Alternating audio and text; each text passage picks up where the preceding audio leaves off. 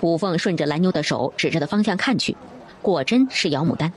姚牡丹正在和一个男人说话：“姐，老姑在那边。”四凤看过去，还真是姚牡丹。四凤多了个心眼儿，问刚才他们买东西的杂货铺的老板。老板听清楚四凤问的，说哪家姓吴，吴家在前街卖粮油。四凤问的是吴家的独子吴富贵。四凤没有再问下去，这不是他要关心的事儿。不过四凤难得八卦了一回，没听说姚州市给姚牡丹说亲呢，难不成姚牡丹是自由恋爱？乖乖，这也很前卫呀。三个女孩子回到刘家，按照四凤出去时交代的，刘炳元已经烧了一大锅开水，五凤和蓝妞一起开始做凉皮。一番周折，凉皮终于做成了。四凤，这是什么？刘爷爷，这就是我说的凉皮，应该是西北那边的小食，咱们这边没有，我也是偶然听别人说的，在家里琢磨了好几遍才弄成了。刘爷爷尝尝，看看好吃不好吃。刘年人将信将疑地拿起筷子，夹了一小块凉皮放入口中，溜滑溜滑的，这热天吃这个正正好。好吃。炳元，你尝尝。四凤，你今日来就是为了教我们做凉皮？对啊，辣椒收成太少，需要扩大种植面积，收获的辣椒多了才能做辣椒酱和辣椒粉。可是刘家的饭馆已经关门了，老关门也不是事儿，不如先做凉皮。这东西做起来就是工序复杂，但热天吃起来爽滑顺口，冷天还可以加了豆芽炒着吃，价钱上也便宜，应该能打开销路。四凤，感谢的话我就不说了，你对刘家的好，刘爷爷记在心里。四凤笑笑，他受刘年人最初救助之恩，又受刘年人最近的帮助之恩，这份恩情他记着呢。刘爷爷，调料那边你可以自己琢磨琢磨，按照客人的口味随意改良。卖凉皮没有之前开饭馆挣钱多，工序也复杂。刘爷爷，您斟酌斟酌再说。四凤又和刘年人说了一会儿话，还把自己画的蒸面皮的大罗的图纸给了刘年人，三个女孩才离开了。刘年人送四凤等人出了饭馆，看着四凤去了酒楼，才返回自己的家。刘炳元正在琢磨四凤给的图纸。看明白没有？有点明白。那你的意思，做还是不做？做吧。虽然做凉皮的步骤繁琐复杂，但咱们现在也没有生意，做一些小食，挣点小钱也行啊，总不能什么都不做呀。你能想通就行啊。炳元呐，这做人和做生意是一样的，讲究的是实诚。什么叫做童叟无欺呀？你明白吗？那就是说，不卖假货，不做假人。你看看四凤啊，光明磊落，从不藏着掖着。他和邹志京来往，不瞒我，不背我。他说让咱们做辣椒生意，但是现在辣椒太少，他的承诺兑现不了了，就给咱们提出了凉皮生意。这叫什么？这叫不欺心，明白吗？四凤小小年纪什么都懂，你呢，年近40的人了，还如此的固执己见。你呀，好好想想吧。刘炳元被刘年人训斥，不敢反驳，虽然心里还是有些别扭，因为这是四凤想出来的法子。他之前在爹面前可是说了一堆四凤的坏话，如今四凤又过来帮他们，他的脸上色拉拉的。再说四凤回到村里，意外地见到了姚菊英。姚菊英和孟旺一起来的，孟旺和和珅说话，和珅调侃着孟旺，孟旺的脸通红通红。大姑来了呀？来了，我呀是带着孟旺来找你桂枝婶说说孟旺和春燕的亲事儿。表哥，以后我见到春燕是不是得叫春燕嫂子啊？孟旺的脸更红了。大姑，见桂枝婶了没啊？见了，一早就来了，在你桂枝婶家吃的晌午饭，俺们是来给春燕送礼的。四凤知道，农村人娶媳妇嫁姑娘，没有贵人们那么讲究，没有那么多礼数，但是最基本的礼还是要有的。四凤啊，大姑啥话都不说了，到时候你们一家都过去吃席，啥也不用带，你们能来就是给大姑长脸。大姑，听你的，我们啥也不带，就2个肩膀抬1张嘴，4个人4张嘴，吃去，把大姑家席面上的肉吃得干干净净。你这孩子呀，不管说啥，大姑都觉得好。你们4个都去，保管让你们吃到肚子外面去。大姑，我们空着手去会让人笑话的。再说了，当初表哥来帮忙盖新房，工钱给的本来就少，这么着吧，我种的棉花收获了，不掏钱的东西，我送表哥一床新棉花被子，这也算是我代替我爹给表哥的贺礼。菊英听四凤这么说，眼睛湿润了。四凤这么好，哎，三弟怎么就那么早去了？大姑，你也不用推辞，这是我代替我爹给的，舅舅给外甥送礼，天经地义。姚菊英还能说什么？抹着眼泪点点头。大姑啥也不说了，听你的。孟旺啊，记住你表妹的好，往后你们多亲近，你们可是嫡亲的表兄妹。收了麦子，四凤决定去趟京城。算算时间，从他把和珅从小有河救出来到现在已经1年了。和珅的记忆在断断续续的恢复，但是恢复得很慢，那些记忆片段一点儿也不连贯。四凤觉得应该和和珅去京城，和珅的记忆里有很多和京城有关，那里应该是和珅生活的地方。现在紧要的是先找到和珅的家，没有家的感觉是痛苦的。四凤跟和珅商量了，和珅没有说愿意，也没有说不愿意。说到底，他还是想先弄明白自己为什么会在小有河的上游落水，又为什么会受伤。四凤却不容和珅迟疑，哥，你不能总是这般瞻前顾后，有些事情不是靠等就能想出来的。咱们去京城，到了熟悉的地方，你肯定能想出更多东西来。我知道你担忧什么，与其为那些未知的担忧，不如迎头而上。逢山开路，遇水搭桥，天塌下来高个子顶着，有什么大不了的？四凤这般豪言壮语，让和珅感慨，和四凤相比，他胆儿小了。好，那我们把五凤和东宝都带上吧，把他们俩放在家，我不放心。好，我们一家都去京城。到了京城，你要是还什么都想不起来，找不到家，咱们一家人还回来。和珅笑了笑，准备去京城。四凤需要把家里的东西规整规整，首先是搬家。新房盖成已经放置了1个夏天，里面的东西都已经置办的差不多了，搬回去也就是瞅个吉日的事儿。还有，为防着东院的人再霸占他的家，他决定去族里和长辈们说道说道，再找杨正元说说，以此来管束住姚老二等人。四凤开始着手准备，先是瞅了个黄道吉日，在西院门前放了1挂鞭炮，又学着老辈人的样子在堂屋上了香。其实上香这事儿，姚老爹来做最合适，可是四凤却没有去喊姚老爹，只是自己简简单单的做了。那件事，四凤心里还是疙疙瘩瘩的，再加上姚老爹在这件事上软弱妥协和稀泥，这样的处事方式，四凤很看不上。中午，四凤请了族里的几位长辈，并姚老爹，还有杨正元，好酒好菜招待。吃饭的时候，四凤说了件事。四凤的意思是，村里的孩子都不能去学堂，杨大壮、六蛋、黑皮等等都不识字，这样下去不好。一个村想要往更好处发展，就需要多读书认字，读书认字，明理明事。我的意见也不知道成熟不成熟。村里那2间公房，我们之前住的时候已经拾掇干净了。村长伯伯不如去寻访一个教书匠，每年的束修我来出。先生到村里来，如果自己不做饭，咱们村有孩子上学的家，可以轮流做饭给先生。如此一来，咱村自己也有了学堂，我们就都能认字了。四凤这一番话让场中几个人都拍手叫好。哎呀，四凤，你叫伯伯都说什么好啊？找先生这事儿包在伯伯身上，等找到了先生，咱村的孩子从5岁起都进学堂。族里的长辈更是觉得荣光。四凤姓姚，他们姚家的闺女出钱办学堂，惠及全村，惠及子孙，这是姚家的大好事。说完办学堂的事儿，四凤才抛出了自己的担忧，说自己要陪着和珅去京城找和珅的家。出去的这段时间，希望族里的长辈们看着，西院是姚家3房的西院，不能被别人平白占去。族里的长辈和杨正元都感念四凤办学堂的事儿呢，听四凤这么说，纷纷表态，一定会看着的。送走族里的长辈和杨正元，姚老爹又转回来。四凤啊，爷啥也不说了，爷好好给你看家。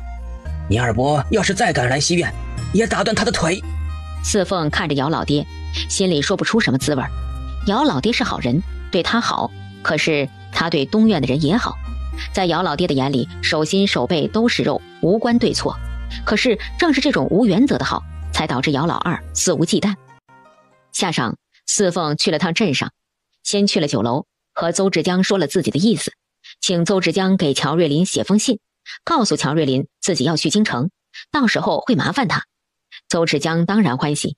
四凤去了京城，见到乔瑞林，京城的一些难事，四凤总能出点主意。四凤又去了刘家，刘炳元已经开始卖凉皮。哎呦，四凤来了，快里面坐，里面坐。刘炳元笑着和四凤打招呼，现在不做菜，改做凉皮，虽然赚的钱没有以前那么多，但独门生意只此一家，好啊。刘年人和四凤在后院说了会儿话，四凤告诉刘年人自己要去京城，等到了京城，如果有合适的辣椒种子，他会带回来一些，到时候他们就能尽快的种辣椒。刘年人听说四凤要去京城，心里暗暗吃惊，这才短短1年，四凤从当初的小柴火妞成长成了大姑娘，四凤这一路走的真快呀。刘年人送了四凤10两银子的诚意，这是讲究，四凤没有推辞，收下了。当晚东院又闹腾了一番，不为别的，就因为四凤一家去京城，五凤想让蓝妞也去，东宝想带春芽子去，蓝妞和春芽子长这么大，连县城都没去过。四凤想了想，觉得可行，到了京城自己会陪着和生找家人，带着五凤和东宝不方便，把蓝妞带去了，蓝妞和五凤2个人在一起不会寂寞，东宝和春芽子在一起也不会无聊。这事儿被立秋听说了，立秋就回家给姚老二说了，姚老二立马给姚州市告状，说四凤放着立秋3凤6凤不带，要带蓝妞和春芽子去京城。姚州市自然120个不愿意。现在听说四凤要带着蓝妞和春芽子去，就盘算着让四凤把姚牡丹带出去。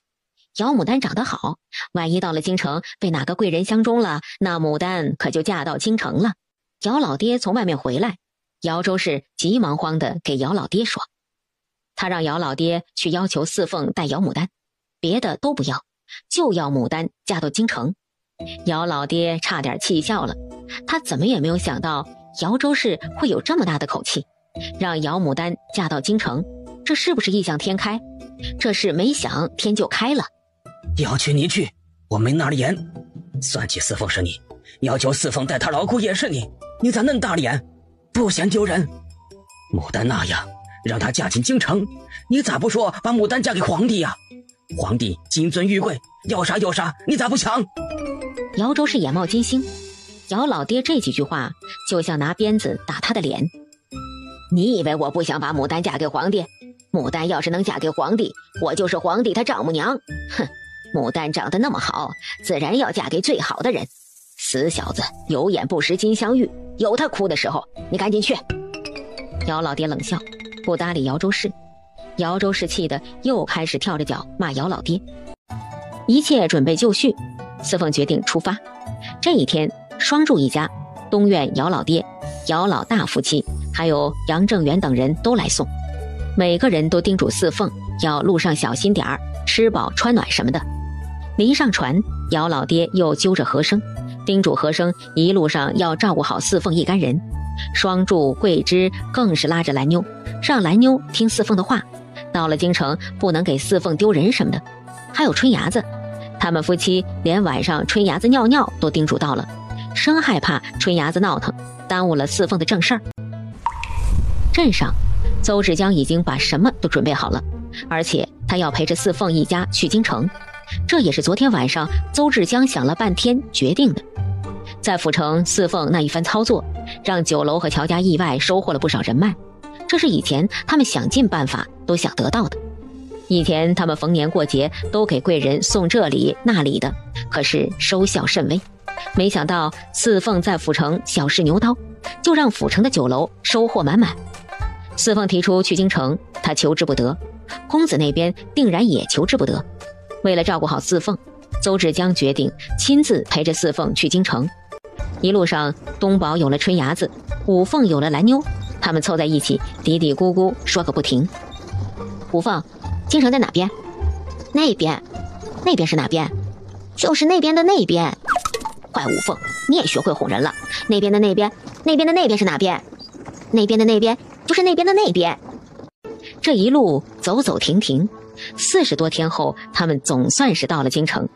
蓝妞、五凤、东宝、春伢子一路上对京城有多期待，当马车停在京城青山酒楼，4个孩子就有多震惊。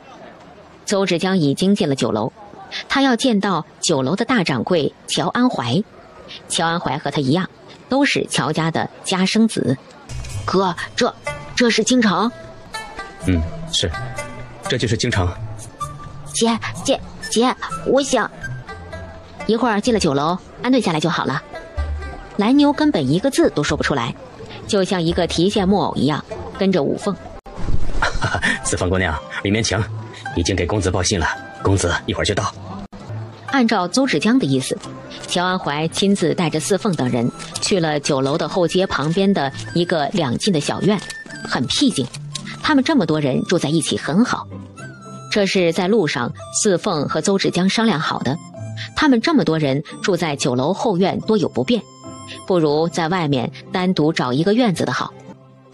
四凤姑娘，先洗漱洗漱，一会儿一样东西都会送过来，都是新的，有些仓促，还望四凤姑娘别见外。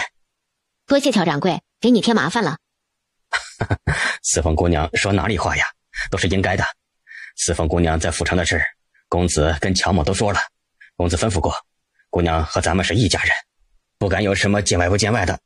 姑娘和令兄先洗漱安顿，乔某去迎公子。四凤，哎呀，可把你盼来了，真是想死你了。如果在镇上，在县城的乔瑞林是张扬的、傲气的，那么这时候的乔瑞林就是低调的、内敛的。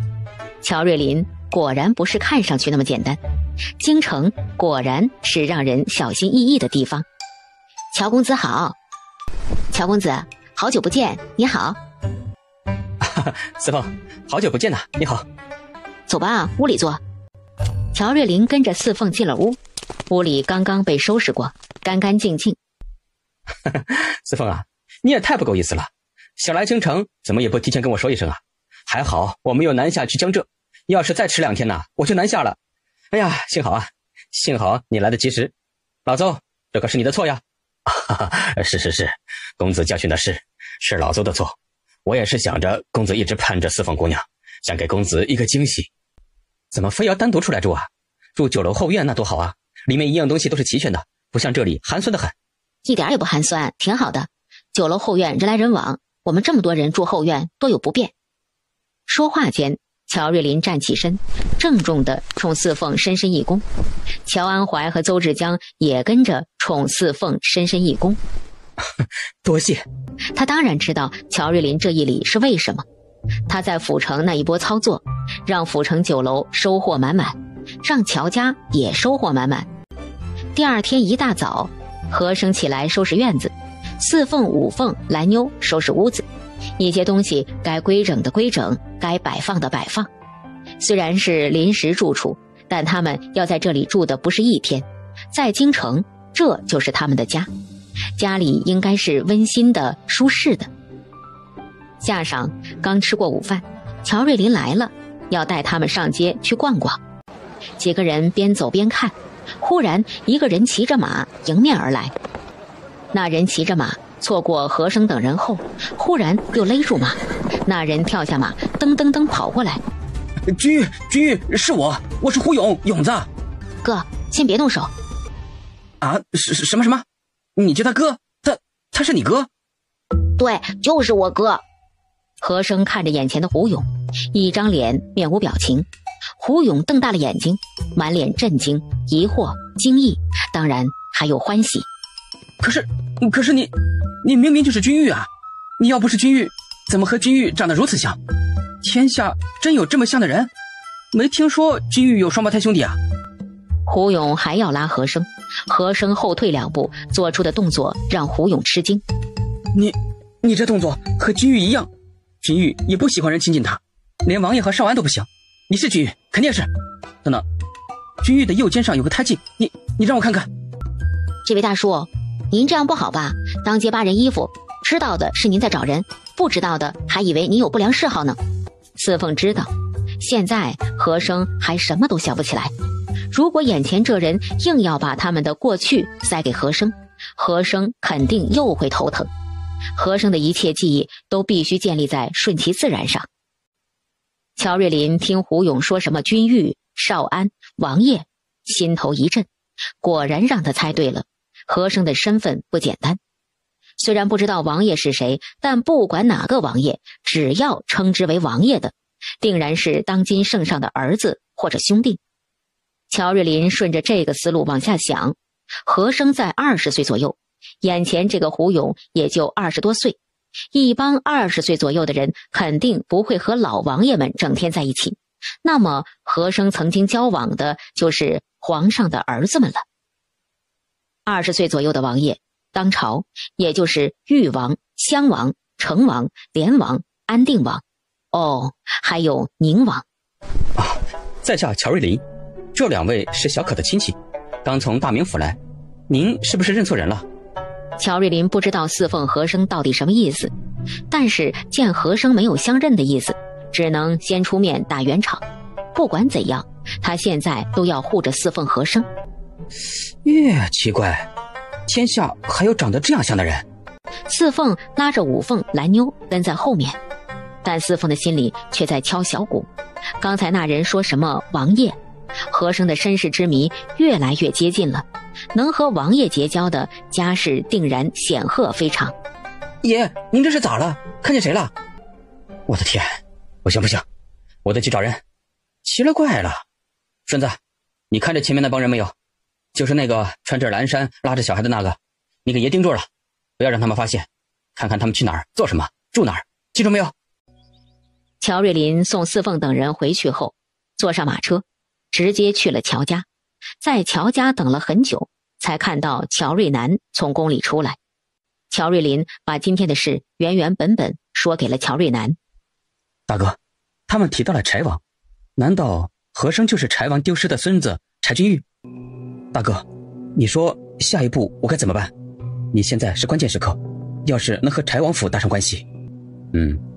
你什么都不要做，该怎么照顾他们就怎么照顾他们，不要存着搭上柴王府的心思。记住了，你只要和姚四凤和柴君玉维持好关系就行。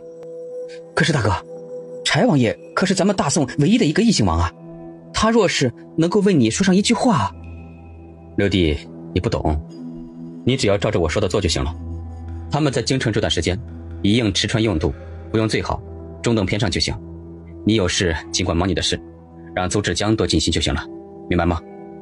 不明白，这明明是个好机会啊！你六弟，你忘了爷爷说过了，以不变应万变。咱们现在若是多走一步，那就是巴结。何况柴王府是大宋唯一的异姓王，众人都看到了柴王府的尊崇，可是又有几个人能够看到柴王爷的谨小慎微？大宋一半的兵权岂又是那么容易掌握的？乔瑞林懵懵懂懂，有那么一点点明白，又有无数的不明白，但是他知道一点，爷爷说过，在京城凡是要听大哥的，好，那就照大哥说的办。天黑的时候，乔瑞林又来了。四凤，这回不找你，我找和兄。你多大？24，咋了？我哥20，你叫他和兄？嗨，这你就不明白了吧？不管年龄大小，兄是敬称，你一个女孩子不懂。我们出去转转，走了。乔瑞林和和珅并肩出门，四凤看着他们俩的背影若有所思，难道乔瑞林发现了什么？不过四凤是赞成和珅出去走走的，碰到的熟人多了，记忆的片段就会越来越多，这样有助于恢复他的记忆。繁华吧，和咱们镇上简直就是一个天上一个地下。不瞒你说，我在京城住了一段时间，就想回镇上。我们家老爷子说，我常回去才能够守住本心。说的也是啊，我定力不如我大哥，常在这种繁华之地，时间久了容易迷失了本性，所以需要时常回去，让自己安静安静。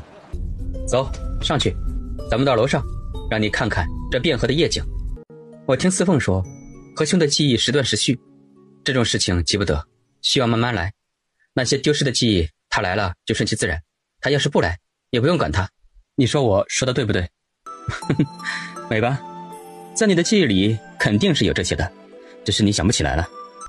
四凤是个好姑娘，你若是能够护她周全，就护她到底；你若是不能给她未来，还是不要说出来，免得徒增烦恼。何生浑身僵硬，乔瑞林的话就像一盆冷水，当头泼到了他的头顶，让他从头到脚一片冰凉。四凤的心胸和眼光是我见过的最厉害的，我欣赏四凤。何生猛地扭头瞪着乔瑞林，眼眸中似乎有火光。别，你这眼神能把我杀千百回了，能不能听我说完？我喜欢四凤，可是这种喜欢是很纯粹的，是那种哥哥对妹妹的喜欢。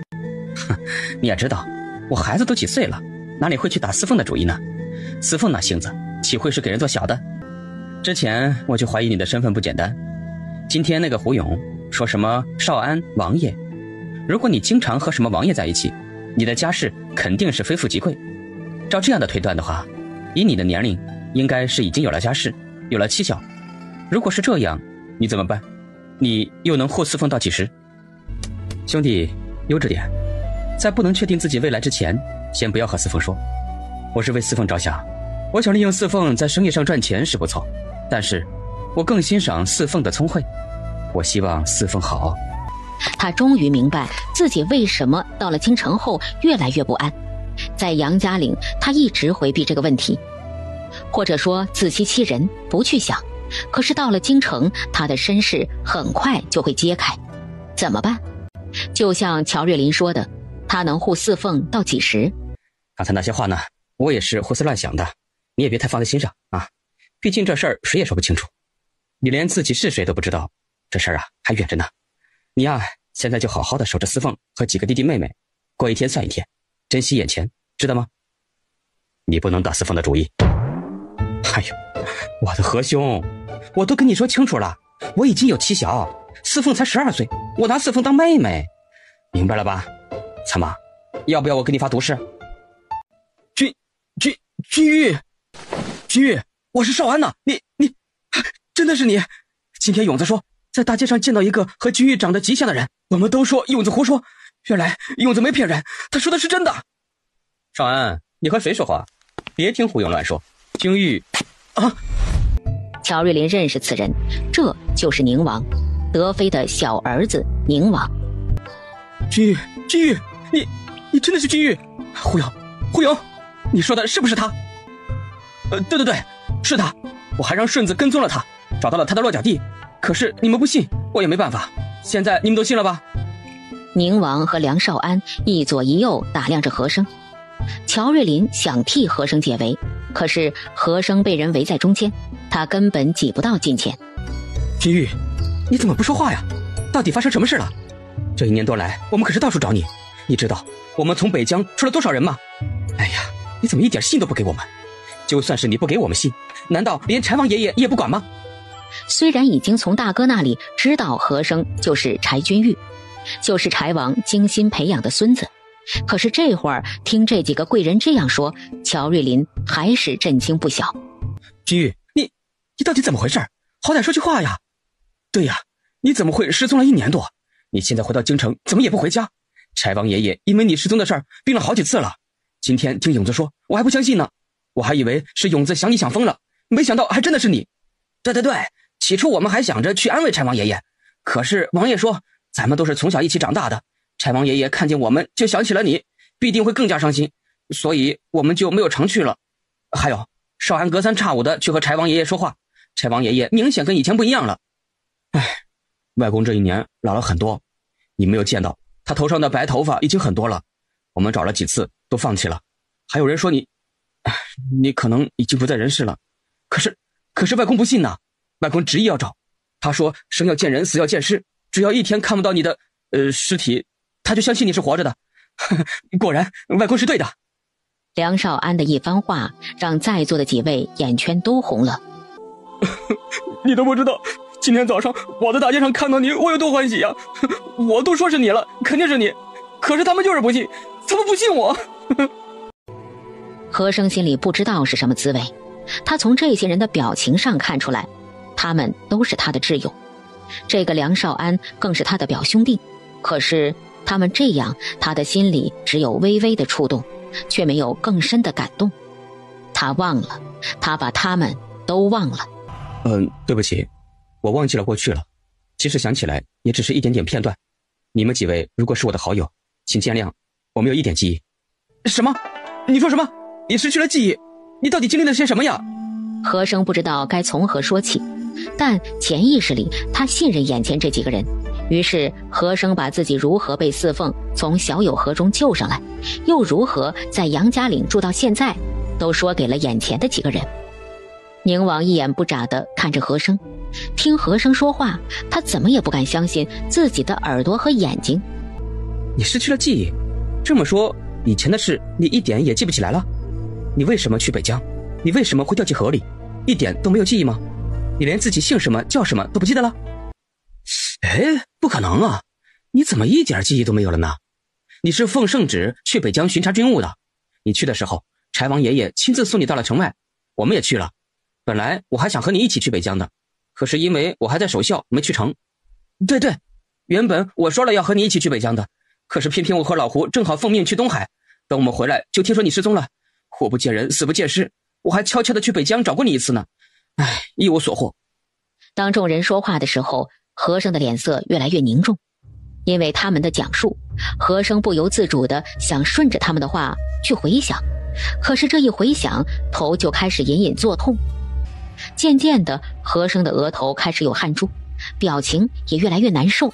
忽然间，和生双手抱着头，头开始疼了，千万根针扎过来，脑子里一片混乱。君玉，你怎么了？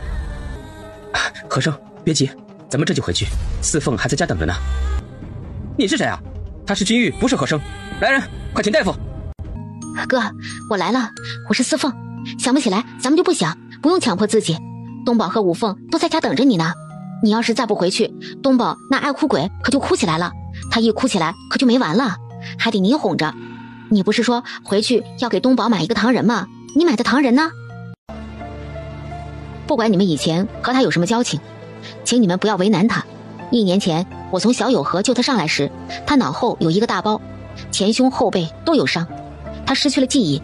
这1年偶尔会有一些记忆片段自己涌现，他的记忆里有异香居，有汤泉池，有一个白发好手的老人，这些都是自己涌现出来的。但是如果你们强迫他去想，他会头疼。刚才这样你们也看到了，如果你们真的是他的故交好友，请你们让他自己想起来。宁王等人面面相觑，久久不能平静。四凤那番话透露的信息太多了。1年前在小友河救君玉，1年前君玉身负重伤，君玉到底在北疆经历了什么？你们先回去吧，我去趟柴王府。我和你一起去。永子，你知道君玉住在哪儿？北齐方院子里有一棵核桃树，顺子今个早上跟了他们一早上。永子，今天的事叮嘱酒楼不要向外说出去，一个字都不许。马车里，宁王和梁少安面色凝重。王爷，这事很蹊跷。是啊，1年前受伤，脑后大包，前胸后背受伤。虽然不知道杨家岭在哪儿，但咱们派出去那么多人都没有找到，可见君玉被水冲得很远，以至于脱离了咱们的搜查范围。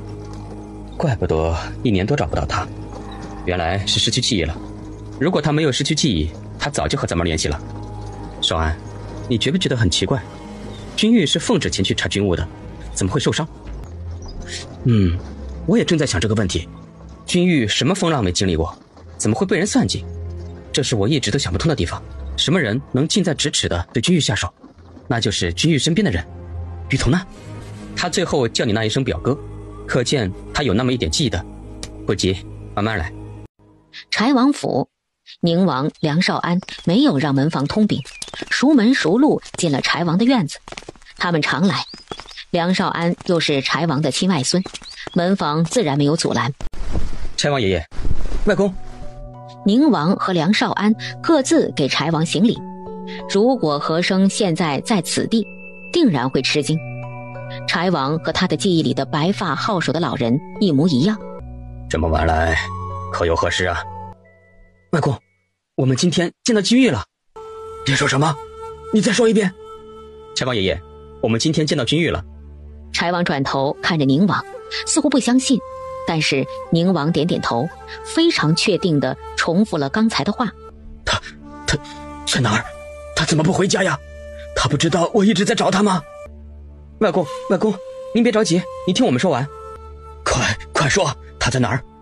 外公，君玉是回来了，可是君玉已经不是原来的君玉了，他记不得以前的事了，他连我都认不出来了。什么？连你都认不出来了？是，君玉不认识少安，也不认识我，还有勇子、江承勋、李泽远，他都不认识。可找大夫看了？不行，我连夜进宫去请太医。外公，不急，您先坐下，听我说完。1年前，君玉受重伤，掉进河里，被一个女孩子救了。女孩子说，她救君玉时，君玉前胸后背都有伤，后脑有一块大包。然后君玉醒了过来，不知道自己是谁，也不知道自己姓什么叫什么，更不知道自己家在哪儿。啊！柴王惊呼一声，一个字也说不出来。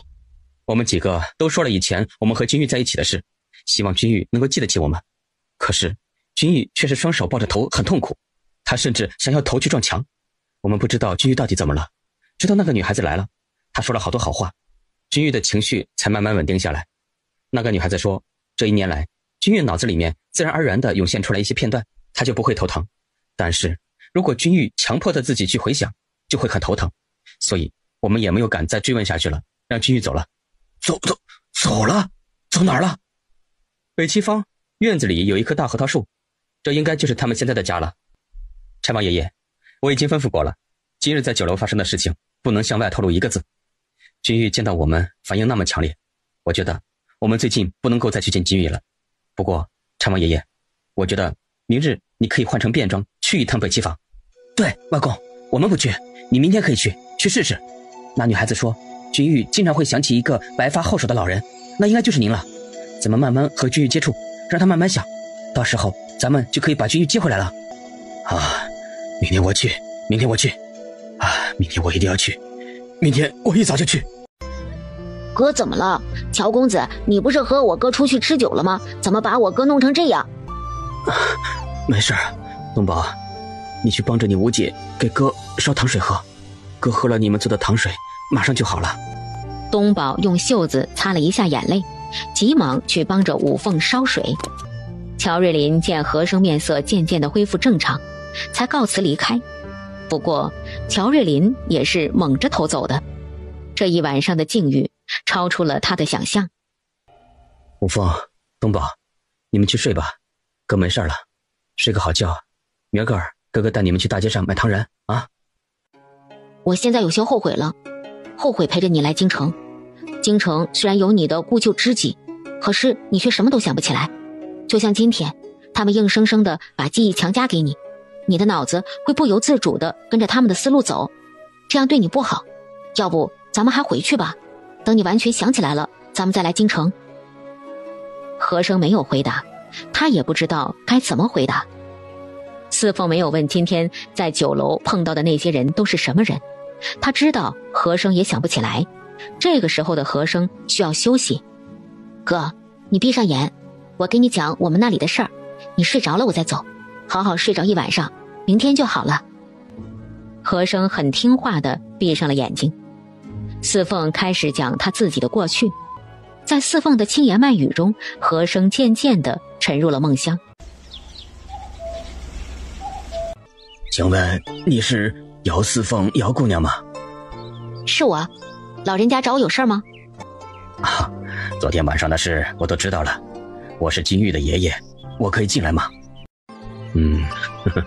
不错不错，虽然稍显稚嫩，但假以时日，定然比君玉小时候打得好。多谢您。几岁了？打拳有多久了？刚才我看你扎马步底盘很稳，你可不要不耐烦呐，这马步就是基本功，凡事都要一步一步来，明白吗？明白，哥哥也是这样说的。你哥哥呢？哥哥病了，昨天晚上和乔公子出去喝酒，也不知道乔公子让哥哥喝了多少酒，哥哥回来很难受。姐姐说不用喊哥哥，让哥哥多睡会儿，睡到自然醒，病就好了。柴王的心提到了嗓子眼儿，病了，是昨天晚上宁王和少安说的病吗？请大夫没有？去吧，和春芽子洗洗，一会儿吃早饭。前院只剩下柴王和四凤。柴王看着四凤，半天没有出声。四凤淡淡然也不出声，两个人都在心里头思量。你救了君玉？君玉是谁？就是1年前你从河里救的人，他叫柴君玉，是我的孙子。柴君玉，挺好听的名字，比和生好听。怎么，他叫和生？我叫他哥哥，我把他救上来，他什么都不记得了。他说他是从河里来的，就叫和生。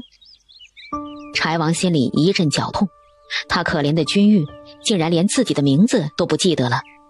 他昨天晚上回来还好吗？我听少安说他头疼，可请了大夫，用不用请太医啊？老人家，你不明白，他这样是病也不是病。不犯病的时候好好人一个，生龙活虎；犯病的时候身体虚弱，手脚无力。最让他难受的是头疼，像千万根针扎到头上一样疼。既然来到了京城，我会给他请最好的太医。没用，哥哥失去了记忆，但是这1年多，总有些东西会慢慢的出现在他的脑子里。这些记忆如果是自然而然的出现，他不会犯病。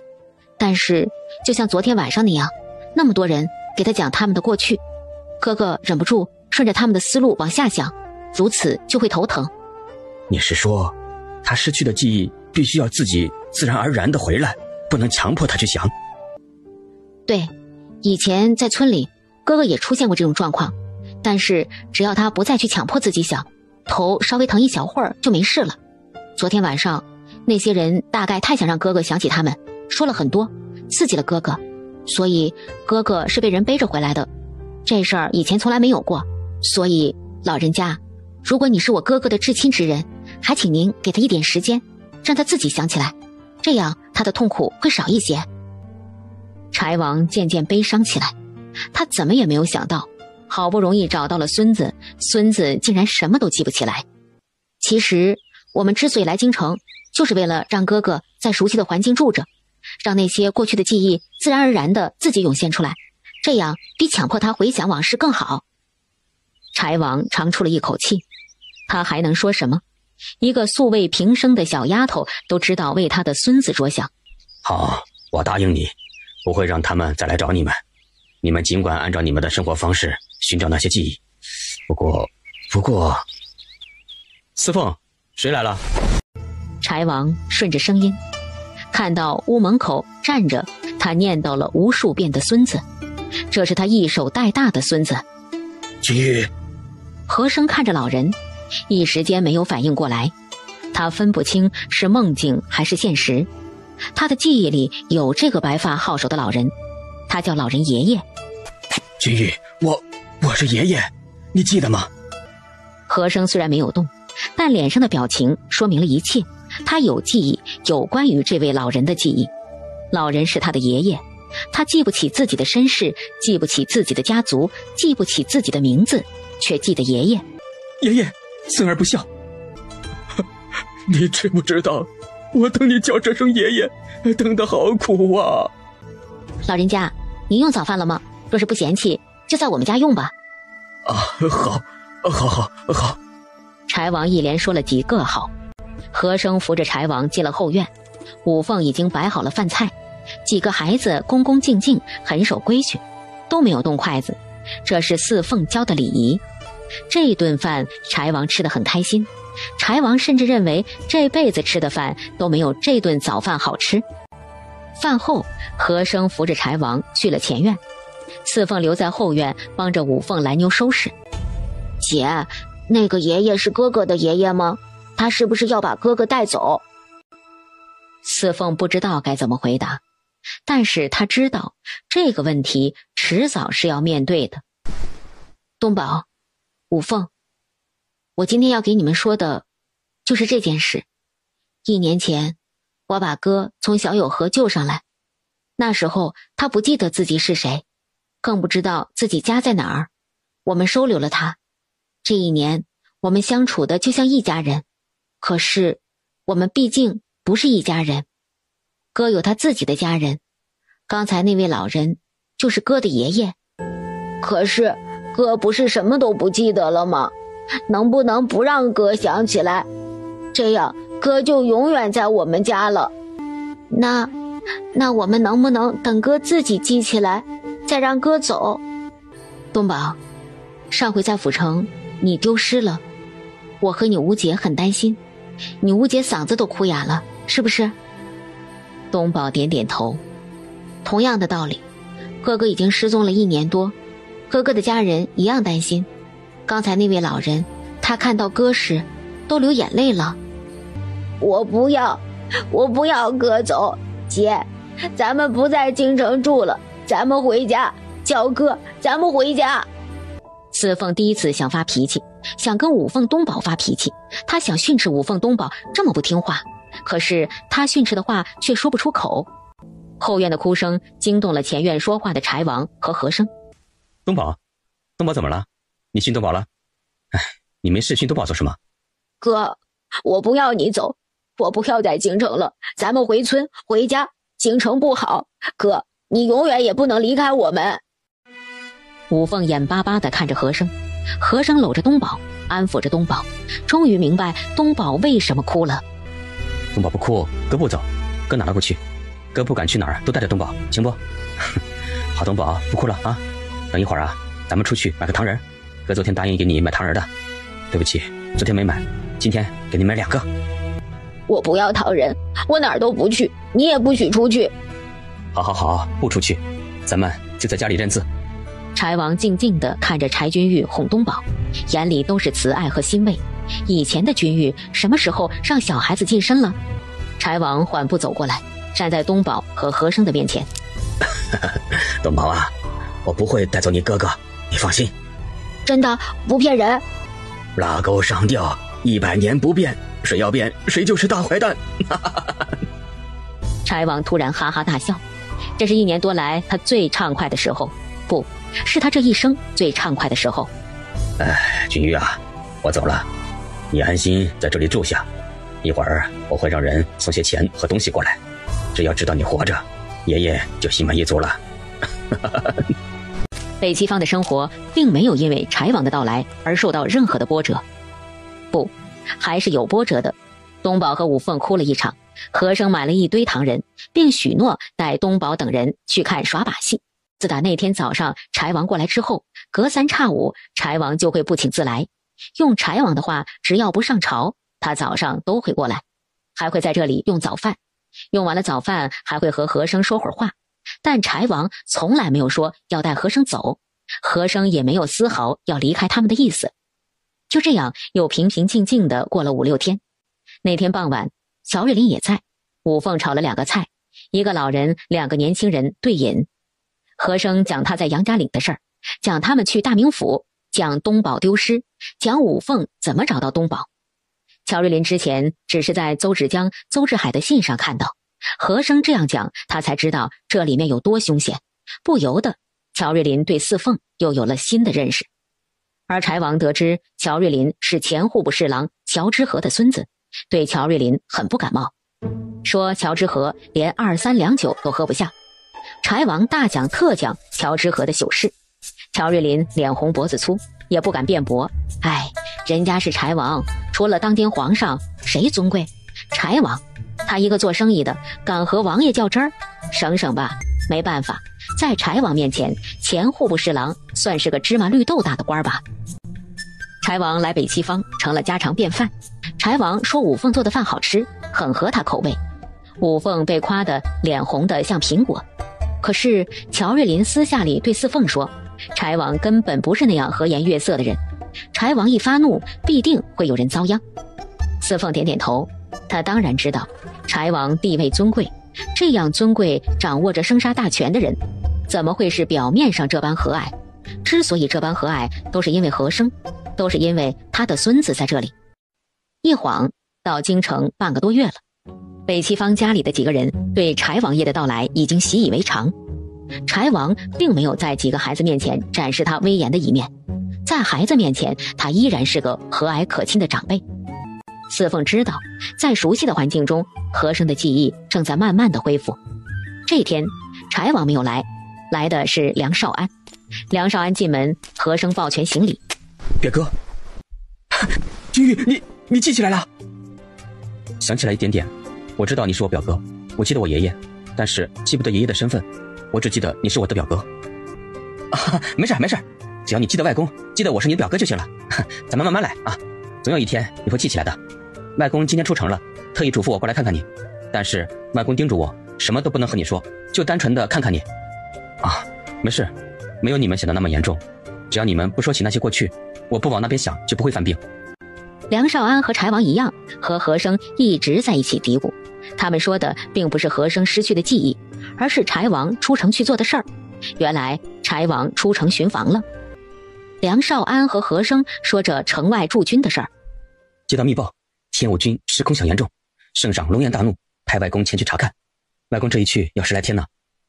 吃空饷这事儿早就有了，不仅仅是天武军，彭日军、神卫军、龙卫军中都有吃空饷的存在。爷爷此次不轻松啊。梁少安惊讶地看着和珅，和珅脱口而出的这些都是拱卫京师的禁卫番号。这么说，君玉想起来了？梁少安正要接着往下问，却见四凤摇摇头。梁少安急忙住口。那天君玉的状况他见了，外公走的时候交代不能强迫君玉，只能任由君玉主动想起来。和珅似乎没有注意到梁少安和四凤的异动，自顾自顺着自己的思路讲。兵务松弛，骑兵一营不过数十骑，步兵一营不过100-200，士兵少，将官多，每年军费数额庞大，到士兵手中却是寥寥，将官中饱私囊，甚至贪冒军功，长此以往，禁军徒有虚名。太平年间尚可，若是北漠女真来袭，这些军队怎么和北漠女真人抗衡？怎么拱卫京师？此患不除，我朝危矣。前朝天下各地统兵之将，无不虚报军籍，以冒领粮饷。据统计，真正实存兵数不到10至6七，若是出现战死、逃亡情况，则10年之内实际兵数又将减少，全国军队有饥无人。表哥，这可是无底洞啊！有多少银子也是喂不饱那些兵八爷的。梁少安张大了嘴，却发不出一点声音。君玉，这就是君玉，这就是以前那个冷面君玉。四凤，你说这种情况怎么解决？梁少安想要结束和珅的话，这些问题问一个女孩子，君玉这是在搞笑吗？看来君玉真是病了，解决不了问题就向女孩子讨主意。哎，要是被永子知道，定然能把永子的牙全都笑没了。吃空饷啊，这是历朝历代都有，军队有，文职官员中也有，杜绝不了。真没有法子吗？办法嘛，也不是没有，只是要看朝廷能不能下狠心，办案的官员能不能不被人情金钱左右。一切事情的源头都是人，治事先治人，这就是根。就像你说的，天武军吃空饷，先调换军队指挥使，换将不换兵，新统领上任，总要对军营的风气进行一番整治，总要肃清前一任将领留下的人脉，培植自己的势力，这就是整治军队的好机会。借着新官上任3把火，朝廷派监察部门先去查实士兵的真实数据，逐一登记造册。切记不能只听军营将官说，要实地深入，必要的时候挨家挨户巡访，确定了士兵数量，才是扼住吃空饷的喉咙。再有就是对于那些贪功冒领粮饷的将官，查出来一个严办一个，怎么严怎么成，就算是杀鸡给猴看，也要杀几个鸡。对那些没有吃空饷的，一定要奖赏，有奖有罚，这样才能让士兵们看到希望。你说的是，国家养兵为的是保家卫国，士兵拼死拼活，粮饷被将官冒领，还有几个人能够安心保家卫国？难道让老百姓拿着铁锹和敌人打？梁少安愣了，眼睛盯着四凤，眨都不眨。一个山村柴火妞怎么会说出这一番话？刚才君玉问的时候，他还想阻止，可是这小丫头竟然说出了这样的道理，这怎么可能？君玉，他竟然懂这些。今晚我写个劫掠，明日你拿给爷爷，亲自给爷爷送过去。梁少安还要问，四凤却不再说了。刚才没忍住，脱口而出，虽然见识粗浅，但在梁少安这个陌生人面前大意了。你怎么会懂这些？听我哥说的，我哥有时候会自言自语，听多了就记住了。那你们在一起还说了些什么？我也记不清楚了，反正我哥自言自语说什么我就记什么。东宝也记了不少呢，要不要把东宝叫过来给你背一段？梁少安最后是踩着云彩走的，今天给他的震撼太大了，他消化不了。等等，他得找个人说道，不然会憋疯的。梁少安打马往宁王府去，必须的找宁王说说，必须的。哥，刚才你说了那么多禁军的事儿，难道你想起来了？没有，禁军的事就在我的脑子里，表哥一提起来，自然而然的就出来了。他们并没有消失。表哥说我是马军司都指挥使，想必这些事情一直都是在困扰着我的事吧。哦，原来是这样啊，我还以为你什么都想起来了呢。其实四凤很想问问马军司是什么，都指挥使是什么，但是他并没有问。和珅自己都不知道，他问了也是白问。四凤，禁军的每一位都指挥使在军中都有自己的嫡系，从将官到士兵，这些嫡系不管在何时都会维护都指挥使。如果这样调换都指挥使，那些嫡系会怎么办？比如说我在马军司，我调走了，下边的人该怎么办？凉拌，都指挥使是朝廷任命的。比方说你，朝廷现在下旨让你去步军司做都指挥使，你去不去？不去是抗旨，去了会丢失经营多年的嫡系，怎么办？是啊，怎么办？哥，你着相了，官员都是朝廷任命的，朝廷让你做什么官，你才能做什么官，能做到都指挥使的位子，都不是那等莽撞之人，他们都会考虑抗旨不遵的后果。说白了，我让你当官，那是给你荣耀，不让你当官，你还能怎样？大宋的权力都掌握在皇帝手中，他想要调换将领，不用考虑那么多其他因素。说到这里啊，我还是挺佩服太祖皇帝的，杯酒释兵权，一举结束了前朝的藩镇割据，把兵权收归朝廷。可是又因为太祖生怕前导前朝覆辙，重文轻武，这才导致现在的文强武弱。哥，你是武将，任重道远啊。是啊，太祖雄才伟略，一举灭了藩镇割据。前朝节度使拥兵自重，鱼肉百姓。太祖起事于微末，南征北战，历经艰险。他是一步一步做到殿前司的。正是因为从底层做起，才知道最底层的疾苦，才有我们今日的繁荣。可是正是因为太祖重文轻武，如此朝中的武将连说话的自由都没有了。爷爷他老人家手握重兵，殚精竭虑，一心为大宋，可是却屡屡遭人诟病。唉，哥，有些事情非人力所能改变，但我们只要做好本心就行。天下百姓的心是亮的，每个人的一生对于历史来说只是沧海一粟，我们改变不了历史，我们只要做好自己，守住本心，无愧天地就好。做好自己，守住本心，无愧天地，这世间又有几人能做到？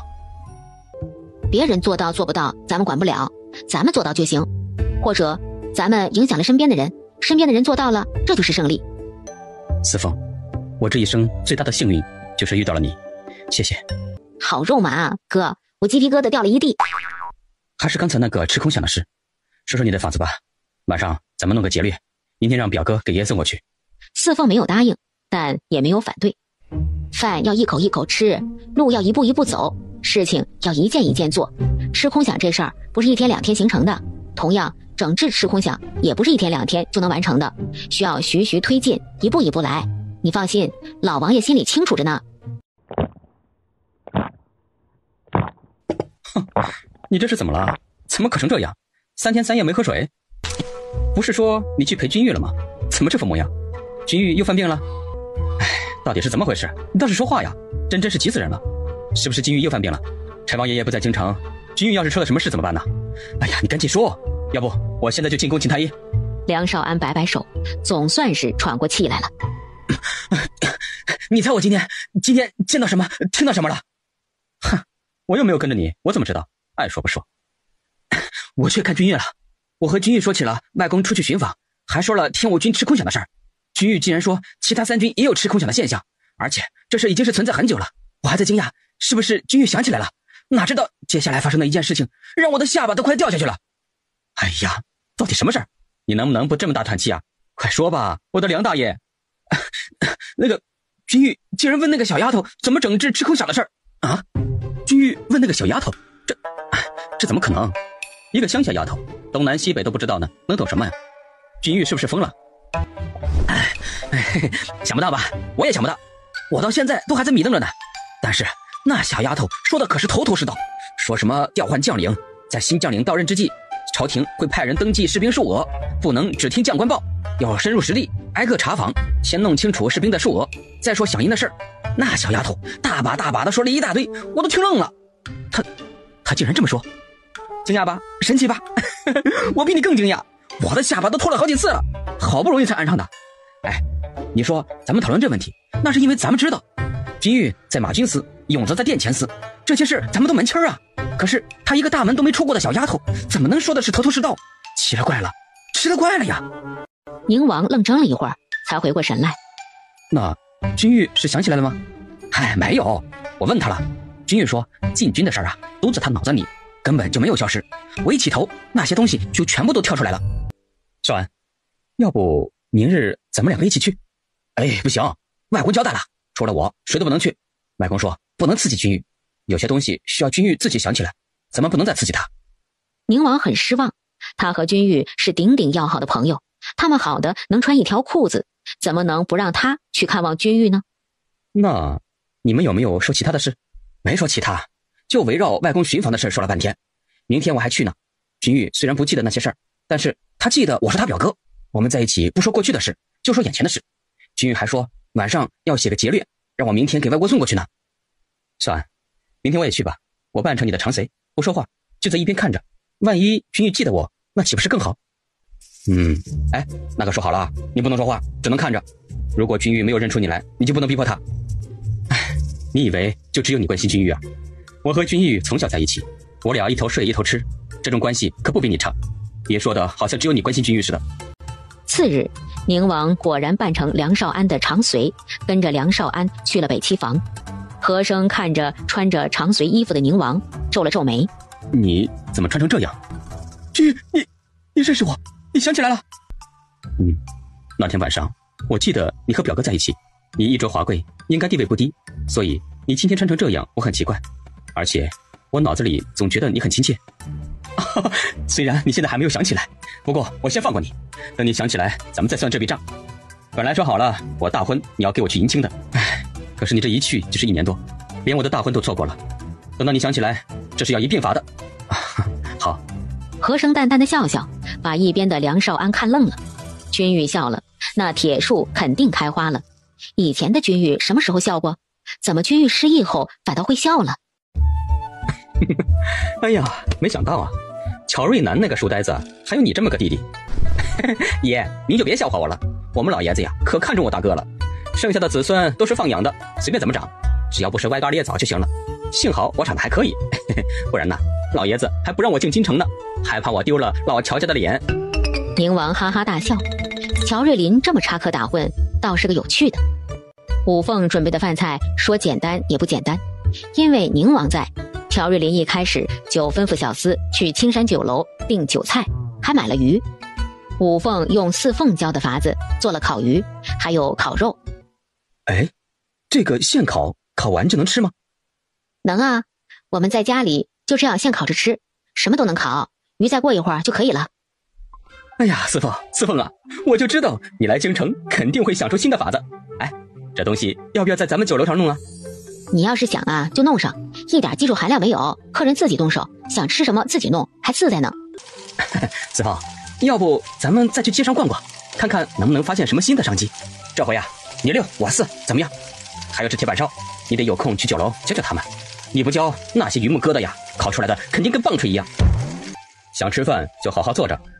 宁王则坐在椅子上，看着院子里的几个人，2个孩子在一边写字，叫东宝的孩子写得很好，叫春芽子的孩子写得歪歪扭扭。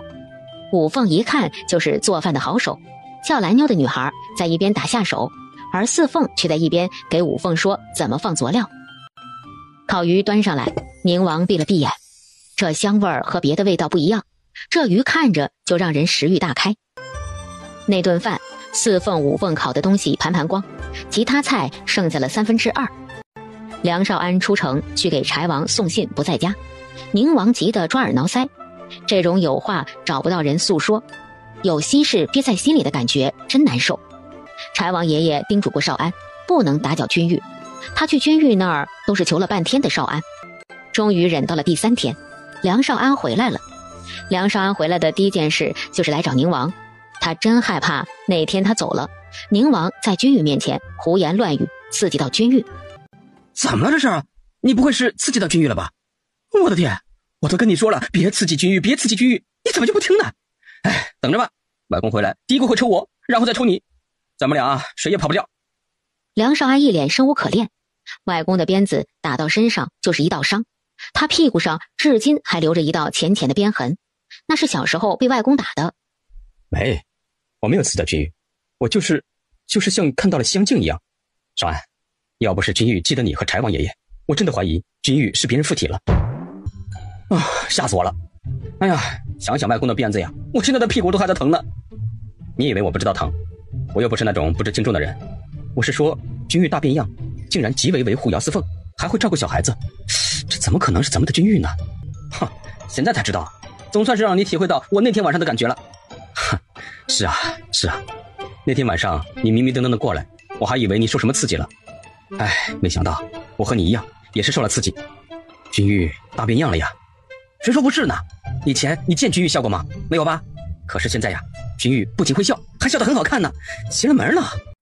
宁王和梁少安两人1对2，你瞪着我，我看着你，4只眼互相干瞪着，谁也不知道原因。哦，我还得赶紧去找君玉，外公让我捎信给君玉，你要不要和我一起去？啊，要。宁王和梁少安走出书房的院子，宁王忽然想到什么，你不用跟着我，去买2条鱼，直接送去北七房。买鱼做什么？给君玉吗？君玉不喜欢吃鱼，你又不是不知道。走吧，到了你就知道了。你回来了，信送到了。外公说很好，还写了回信给你，你不看看？啊，不急。梁少安无语了，君玉这份淡定他不急也，可是这还真不是君玉以前的风格。以前外公给君玉的信，君玉拿到手就拆开看了。啊，君玉，我让郑玉去买鱼了，一会儿啊，我们能不能在这儿用饭呢？还吃上回那烤鱼？不好啊，你不同意我们在这吃饭？对，你没听错，不同意。君玉，你怎么能这样呢？咱俩可是穿着开裆裤一起长大的，你可不能长大了一脚就把我给踹开呀。虽说你失去了记忆，但你能够记得少安，那我跟少安这么好，你理应要对我好啊，理应记得我的。你这么不留情面的，还不让我在这吃饭，太不够意思了。我可是很记仇的。梁少安不明白宁王为什么非要在这里吃饭，但他素来和宁王心意相通，知道宁王既然这样说，那肯定有原因，索性不说话，双手抱肩站在一边，看宁王和君玉打太极。柴大爷，属下来送鱼。送什么鱼？拿走，我们家没要鱼。要了，快给我。哼，小气巴拉的，又不用你掏钱，抠门成精了。姚姑娘，我带来2条鱼过来。四凤看着活蹦乱跳的2条鱼，想着这人想必是因为那天吃的东西好吃，觉得空手上门太不礼貌，所以专门来送鱼了。多谢。四凤接过鱼，没有再说话。宁王有些急了，他不是来送鱼的，他拿着鱼过来是想吃烤鱼的。你走吧，我们今天不做烤鱼，想吃烤鱼自己做去。梁少安目瞪口呆，宁王让郑玉买鱼是为了在这里蹭饭？宁王栽了，君玉要赶宁王走，奇闻，太奇闻。梁少安幸灾乐祸的想笑，又觉得不能让宁王刚听到他的笑声，这样不好，有失君子风度。笑你个大头鬼！哼，你不明白，姚姑娘做的烤鱼简直是人间绝味。梁少安脸上的笑容僵了，宁王竟然说姚姑娘做的烤鱼是人间绝味，不行，他得尝尝。君玉啊，你这样就不好了，不就是一顿饭吗？添2双筷子的事儿。你以为是添2双筷子的事儿？4凤5凤要忙活多久？哼，四体不勤，五谷不分，不知道百姓疾苦，不体会百姓辛劳，说的就是你们这些人。宁王和梁少安实话了，这些话是君玉说出来的？他刚说什么？他说你四体不勤，五谷不分，不知道百姓疾苦，不体会百姓辛劳。他竟然这么说我，他自己不也是四体不勤，五谷不分？他凭什么说我？我不服！1年多不见，他的嘴怎么变得这么毒？以前是个木头不说话，现在说起来是一套一套的，这还是他吗？哎，等等，他刚才说的是我们俩，对不对？是我们俩，不是单独的你。哼，哎呀，那我就放心了，咱们都是四体不勤，五谷不分。行了，你们去前院吧，午饭就在这里吃烤鱼。宁王得意地冲和珅摇了摇脑袋，背着手慢悠悠地往前院走。哼，过河拆桥非君子。嘿嘿，喝过了，桥还要不要就无所谓了。哥，你也有吃瘪的时候。和珅默不作声，刚才那种感觉很熟悉。忽然脑子里闪现出画面，嘿嘿，河都过了，桥还要不要就无所谓了。果然，在丢失的记忆里，他们是死党，他们是莫逆之交，他们是并肩作战的战友和兄弟。何生眼里的生硬渐渐消失，取而代之的是温情。乔瑞林和乔瑞南兄弟两个却在一起讨论。大哥，那可是柴王、宁王啊！以前想都不敢想的事，忽然间这两个王就这么从天而降，咚咚咚的砸在我眼前。祸从口出，以后在外面少说话，多做事。北齐方你该怎么去还怎么去，和姚四凤的生意该怎么做还怎么做，但是柴王和宁王那里不可扒着上，明白吗？不明白，这不是很好吗？以前咱们够不上，大伯虽然也在高位上，但爷爷说过，咱们家以后的希望就是你。再说了，不是我故意巴结上的，是他们去了北齐方，我们遇上了，我又没有故意去巴结。以前乔瑞林苦于没有门路扯上贵族，现在这些尊贵的人自己送上门来，为什么不结交？试想，他如果结交了这些贵人，还用得着怕联王吗？兄弟两个谈论了几次，最终达成一致意见，乔瑞林该怎么和柴王、宁王交往还怎么交往，乔瑞南不出面就当不知道。乔瑞林得到了乔瑞南的首肯，心里有了底。宁王和梁少安走了以后，何生才把信拆开。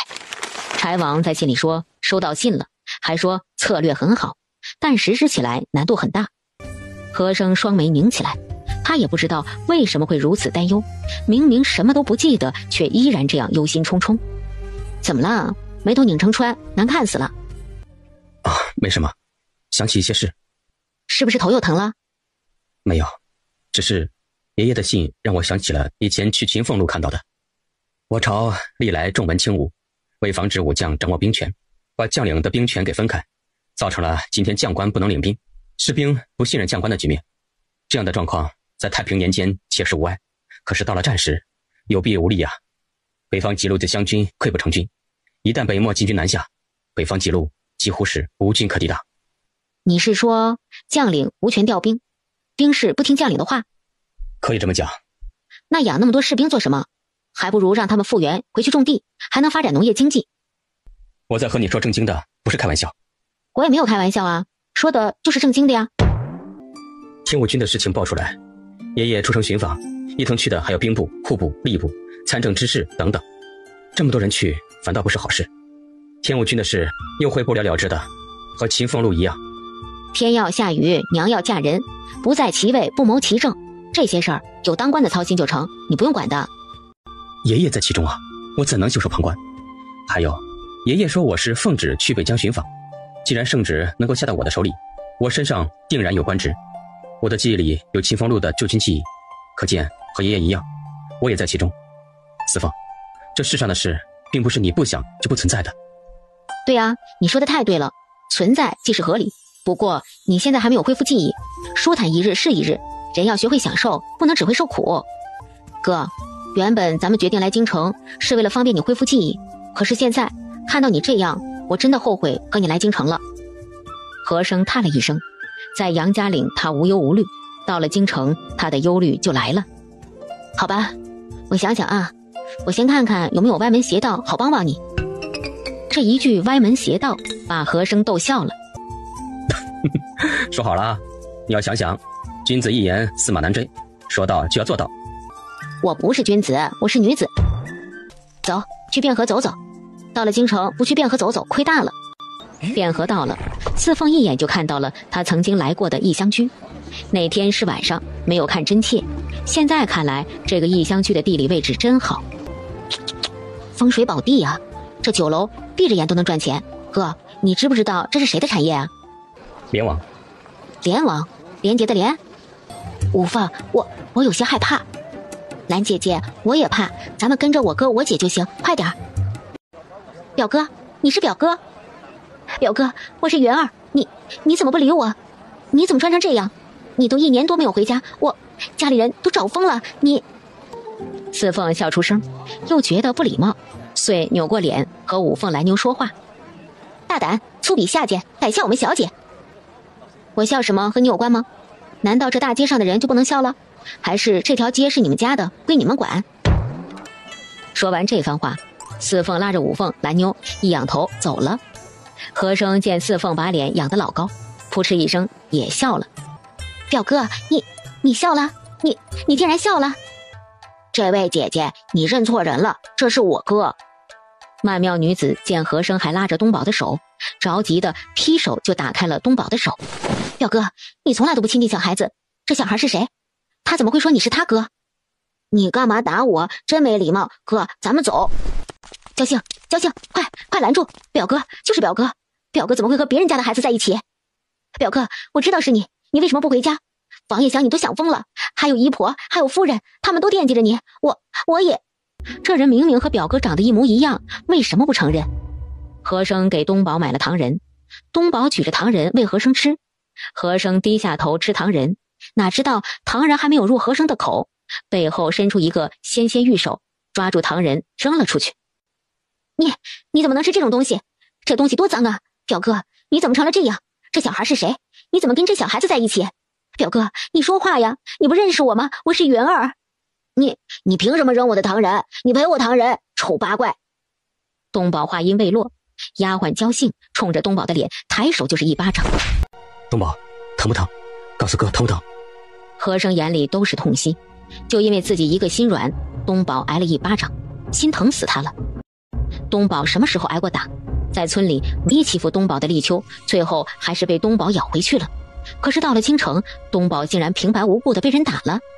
小兔崽子，下贱胚子，敢骂我们小姐，谁给你的胆子？哼，你也就碰上我们小姐心善，换个人早把你抓起来吊着打。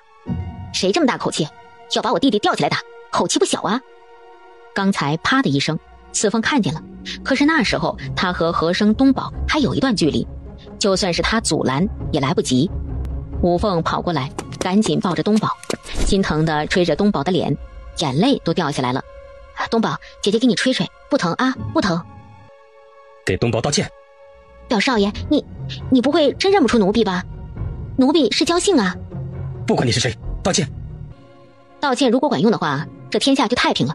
刚才是你打了我弟弟，对吧？是我打的。姑奶奶行不更名，做。他还没有回过神来，四凤反手又是一巴掌。曼妙女子惊叫一声，花容失色。这女子是什么粗鄙之人？怎么敢打焦兴？你打我！你竟然敢打我！对，看清楚了，我打了你2巴掌。第一巴掌是还你的，刚才平白无故打我弟弟。至于第2巴掌，是给你一个教训，一个做下人的不要随随便便在大街上打人，否则会为你的主子惹来大祸。曼妙女子目瞪口呆，说不出话。焦兴更是吓呆了。东宝，解气了吗？解气。东宝，就今天的事儿，姐姐再教你一个道理，记住了，记牢了。若有人欺负了你，打了你，打回去，即便打不过也要打回去，不能当懦夫，记住了没有？记住了，姐。表哥！曼妙女子再次出声，可是和珅留给她的只是背影。去，下楼把刘小姐请上来。是，小姐。青霞缓缓走到刘云的面前。刘小姐，我是陈三小姐的丫鬟，我们小姐有请。刘云正不知所措，听有人请，急忙跟着婢女进了霓裳阁，跟着婢女上了雅间，看到了雅间里坐着的正室堂参知正室之一陈庄的3女儿陈玉茹。参知正室地位次于宰相，但比宰相有权力，很多宰相不能做决定的事儿，参知正室都能做决定，甚至直达圣厅。而乔瑞林的大哥乔瑞南一直谋算的就是参知正室。刘小姐怎么在大街上发愣啊？青霞，快给刘小姐倒茶。多谢陈三小姐。刘小姐客气了。刘小姐为何在大街上发愣？那地方人来车往的，也不怕冲撞了。陈三小姐，不瞒你说，刚才我见到我表哥了，但是表哥不知道为什么不认我，还因为一个小贱种吼我，我还没有说话，突然出来一个疯丫头，把我的丫鬟打成这样。你确定是柴大公子？别是认错人了吧？柴大公子失踪1年多了，王爷派人去找，朝廷也派人去找，都没有找到，怎么可能忽然出现在京城？你怕是看差了。不可能，我表哥我怎么可能认错？我们从小一起长大的，不可能认错的，那就是我表哥。陈玉茹笑笑，一摆手，青霞又给刘云倒茶。想必真是柴公子。陈玉茹和刘云又说了会儿话，刘云才算消了气。刘云坐立不安，好不容易大表哥回来了，他要赶紧回去王府去报信。陈玉茹看出了刘云的焦虑，故意不放刘云走，又和刘云说了好长时间的话，才放刘云离开。陈玉茹站在2楼窗户前，看着刘云离开，回想着刚才看到的那一幕。柴君玉失踪1年多，是死是活，朝廷从上至下都没有定论，但很多人都认为柴君玉已经死了。可是这会儿怎么忽然又冒出个和柴君玉一模一样的人？刘云既然认定是柴君玉，自然不会错。看来柴君玉真的回来了，可是他为什么不认识刘云？好奇怪。陈玉茹又在窗前站了一会儿，慢悠悠对青霞说：“回去吧。”回到家中，陈玉茹直接去书房等他爹陈庄。玉茹，找爹爹有何事啊？爹爹，今天在汴河边上，我看到一个和柴君玉长得很像的人，可是很奇怪，柴王府的表小姐刘云喊他表哥，他不理会，丝毫不认得刘云。还有，刘云的丫鬟打了那人身边的小孩，他同行的一个丫头还了刘云的丫鬟2巴掌。我也听说了，最近一直有人说柴君玉回来了。我让人查了一下，那人住在北齐坊，院中有一棵大核桃树，是最近才从大名府来的。他身边的人叫他哥哥。哦，爹爹已经查了？1年多了，连皇上都以为柴君玉早已不在人世，这冷不丁的柴君玉又回来了。是啊，女儿也想不明白。你说他不是柴君玉吧，他长得和柴君玉一模一样，刘云不可能认错。可是如果是，为何他不认识刘云？他的眼神做不了假。爹爹，你知道谋算柴君玉的人吗？陈庄摇摇头，这事儿他就算是知道，也不能宣之于口啊。父女2人就柴君玉的事儿又说了半天。陈庄的意思，事不关己，高高挂起。虽然知道一些，但他们陈家和柴王府从来都是对立的。柴君玉是不是真的回来了，他们静观其变。柴王妃听说刘云在外面受了委屈，皱着眉问刘云到底怎么回事。柴王府的人出门还能受别人欺负？刘云就把今天在汴河边遇到和珅的事儿说了。你说你见到了君玉，千真万确。是的，就在汴河边。刘云把他遇到的事儿从头到尾说了个一字不落，当然着重说了焦姓挨打。柴王妃一听，怒火蹭蹭蹭的起来了。哪儿来的野丫头，敢打柴王府的人？打焦姓就是打他的侄孙女，打他侄孙女就是打他，这还了得？柴王妃立刻让人叫世子夫人过来。对柴君玉回到京城这件事儿，孙氏也有耳闻。起初他也惊讶，但见柴君玉并没有回王府，他就没有管。万一真是个长得像的呢？母亲唤儿媳来何事？其实孙夫人在来的路上已经听说了刘云的事儿，不过她并不打算挑明。你带着人去北齐坊，给云儿说理去。敢打云儿的丫鬟，那就是打我们柴王府的人，反了天了。这事儿啊，母亲不说，儿媳也得去。这不，儿媳刚从外面回来，还没有喘过气儿来呢。云儿的事儿可不就是咱们王府的事儿，母亲您放心，这事儿儿媳管定了，一定给云儿出了这口气。云儿也是的，在外面受了气，回来应该先给舅母说，怎么到这里哭诉起来？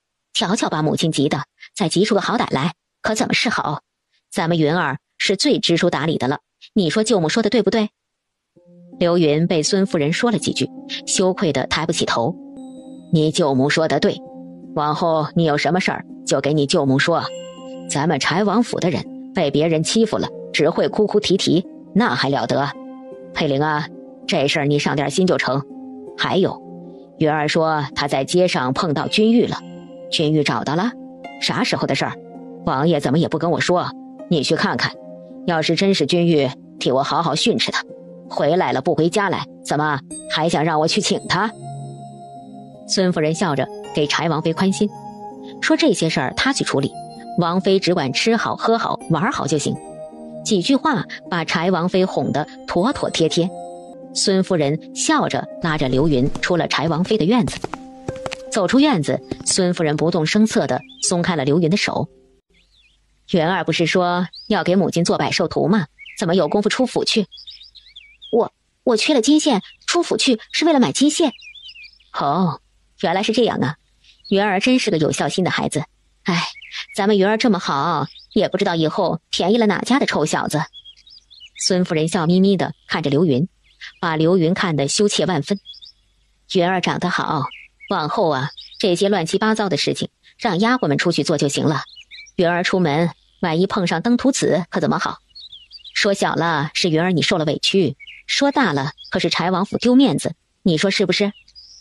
刘云就是再愚蠢，也听出了孙夫人话里的意思，这是变着法子的让他待在府里别出去呢。刘云羞怯怯的应下，给孙夫人行礼。孙夫人没有叫刘云起身，自己慢悠悠走了，留下刘云满目凄惶。孙夫人和婆子慢悠悠的往自己的院子走。夫人呐，这事儿咱们要去。去什么去？王妃前一刻说过，后一刻就忘了。这事儿就这么过去得了，挨打也是好事，长长见识总归是好的。表小姐心比天高，这样不好。婆子呵呵一笑，谁说不是呢？咱们二爷多好的人才，那是配公主的人，你说惦记就惦记？哼，在王府住着，真以为自己是金枝玉叶了？呸呸呸！癞蛤蟆想吃天鹅肉，也不撒泡尿照照自己什么样。孙夫人瞪了婆子一眼，胡说什么？表小姐再不济也是王妃的亲戚，以后说话悠着点儿。